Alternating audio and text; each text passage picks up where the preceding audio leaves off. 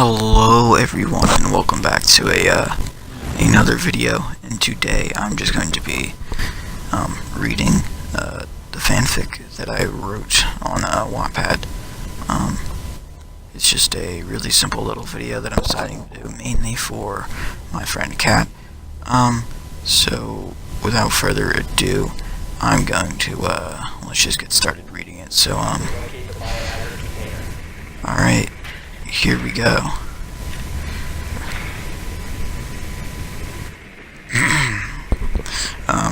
Author's note, hello everyone, this is my first and maybe only fanfic. I don't know if I'll write any more after this, which I did end up writing more, but my friend Kat decided to make a fanfic about me and other friends, so I'm returning the favor. Enjoy. And here it starts. What do I tell my friends and teachers? I think as I pack my bags for the surprise trip to Texas.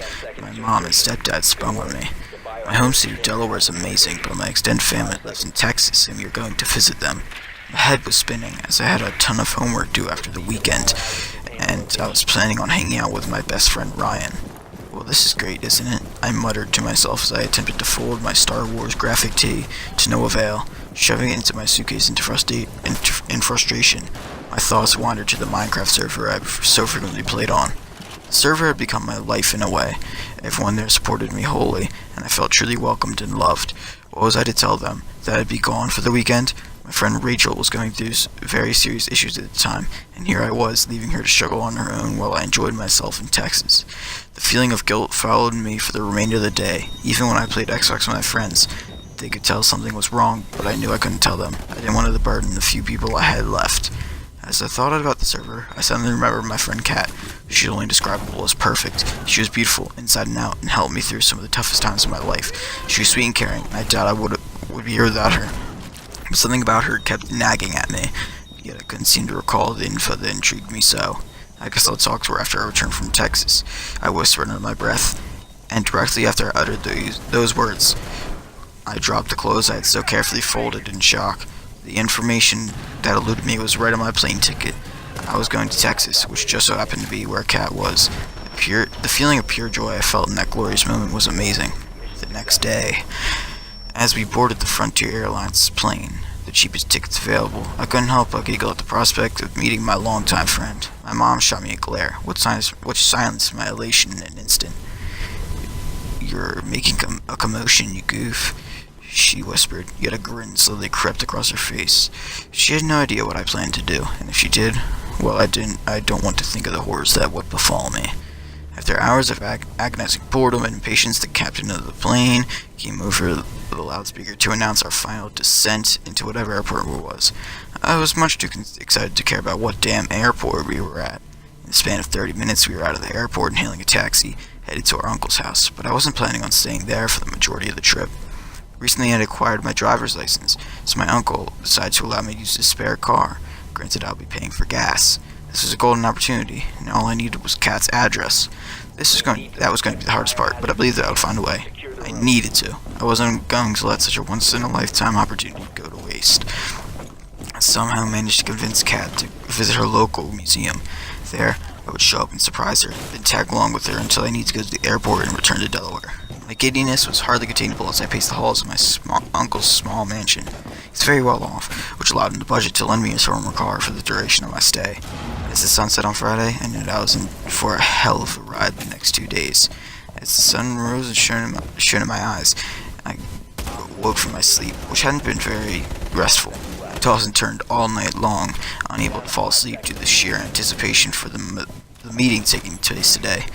My joy was childlike, yet it felt so right. As I showered and got shampoo in my eyes, I typically do, I couldn't help but let my thoughts wander to the amazing being I'll be seeing today. I got out of the shower and put on deodorant and body spray, not wanting to seem too casual. I spent the next hour debating on what I was to wear, eventually settling on a pair of tight, ripped jeans with my beloved Star Wars shirt and my brand new gray pullover jacket. I even gelled out my hair, looking in the mirror and making slight adjustments until I was satisfied. I then grabbed my sprays and slipped them on before rushing out the door to make it to the museum on time. I was beyond excited at this point, which almost caused an accident that was not my fault. Angry face. I plugged my phone into the aux port in my car and began a loop of Country Roads by John Denver. of my favorite songs. I sang along loudly without giving a damn what the neighboring driver thought of my vocal skills. I arrived at the museum at 12 o'clock, the exact time I told Kat to be there. I walked in and paid admission for both me and a person named Shelby, Kat's true name. The ticket vendor was quite flustered, and his mighty mood didn't necessarily help. He begrudgingly gave me my tickets and promised to tell Shelby that she was paid for. I waited in the main lobby, trying not to look suspicious, although my sudden bouts of giggling and childish squeals may have given it away. And then she walked in, and my breath left my body, and my heart began to race. She was dressed so simply it was complex. A pair of faded jeans and a t-shirt along with a light off-white jacket made her look casual yet cute. She was short and youthful, and her short hair added to her adolescent appearance.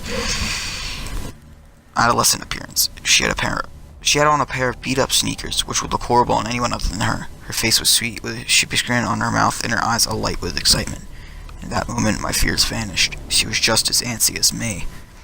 I walked up to her, and before I uttered the word hello, her gaze caught me, and she instantly recognized me from the face reveals we had done months prior. We stood and stared for what seemed like forever, when in reality it could have only been seconds, when she rushed at me with her arms open, ready to embrace me. I opened my arms to accept her warm embrace, glad she was there and that I could spend the rest of the weekend with her. "Ian," she exclaimed, albeit muffled in the fabric of my jacket. "I can't believe it's really you."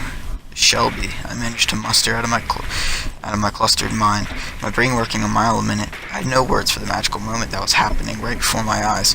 She was truly adorable, squealing into my abdomen and leaving me chuckling at her childlike behavior. You can let go now," I said, as she moved herself from my arms and looked up into my eyes. At that moment, I realized this was gonna be the best weekend ever. To be continued. It was continued. End of first part. And another author's note. I wrote this school like an hour, so please judge me accordingly. LMAO. Winky face. Let me know if you want to continue. Signing off. Dengar and a little heart. Yeah, it's just a short little fic. So there's no particular fandom. This is once again for my best friend Kat, almost like a sister. Honestly, can't even tell you how thankful I am for her. So I'm just glad that I know her. And yeah.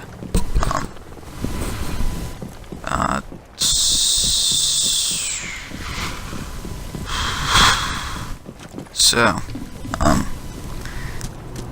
I probably shouldn't do YouTube videos on the fly.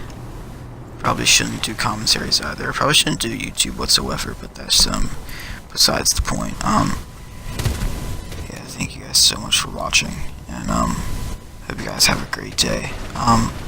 We're gonna finish watching this video of me playing Siege, I guess, while I talk some more about what Kat has done for me. She's given me more than I could ever ask for. So if you guys do know Kat, tell her, and make it known that, you know, she's amazing, make it known that she's wanted, make it known that she's wonderful, and yeah. Also, if you guys do want to check out my my fanfic, it's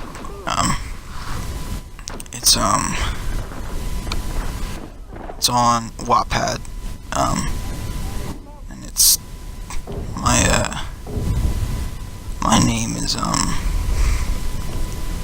well, the name of it is called Sharknado with a question mark at the end. My name is NRRXDangar, but with no spaces in between, and the user picture is of a baseball with eyes zoomed up really far in, which is funny because my friend sent that to me a while ago. But yeah, the summary is two friends separated by a digital screen have become closer than they ever have with their real life friends. They have stuck with one another through thick and thin, and supporting each other whenever needed. Now, with a sudden move and a lucky break, they're able to see each other. What will come out of this chance meeting? Read on to find out. And yeah, so that's gonna do it for this video. Thank you guys so much for watching. If you guys did enjoy, please leave a like down below. Yeah, and I'll see you guys next time. Goodbye.